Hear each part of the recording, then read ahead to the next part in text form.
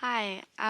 So what else do you think needs to happen to ensure that live music venues are a safe and inclusive place, free of harassment? Yeah, Katie. Oh, wow. That's a very big question. I don't think it's necessarily related to music. I think it's probably more related to drinking and, other elements that are at play. Um, I think, can you be a bit more specific? Like, what do you mean exactly? Like, what makes going to a pub or going to a music gig? What's the difference? There's been a lot of stories about women being sexually harassed during gigs, so by audience members. Right. I'm not really able to comment on that. Yeah. I feel like I have been thinking of something like along these lines, and I've been talking a lot with my agent recently about things like inclusivity riders, which I think might kind of play into this a little bit.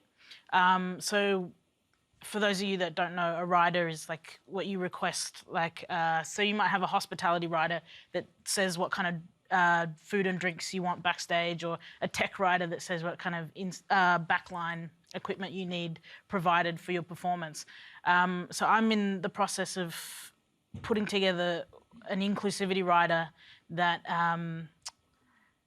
kind of, I guess, includes things like gender neutral bathrooms, diversity amongst staff, security staff, a point person for LGBTIQA people, a point person for people of colour, to, in the instance if there is harassment or those types of things, that they can go there. Also things like accessibility.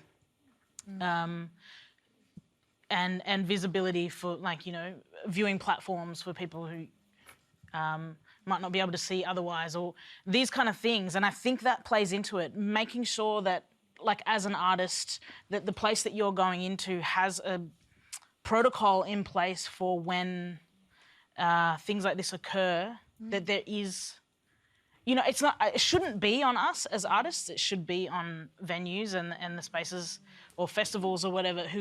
But I think as artists, and I think Jonathan mentioned this before, we've never unionised as musicians, and we maybe haven't been so good at sort of speaking up about certain things. But I think that's changing, and I think maybe collectively, by kind of expressing a need and a want for that within our industry, creating safer spaces, that we could actually affect that kind of change.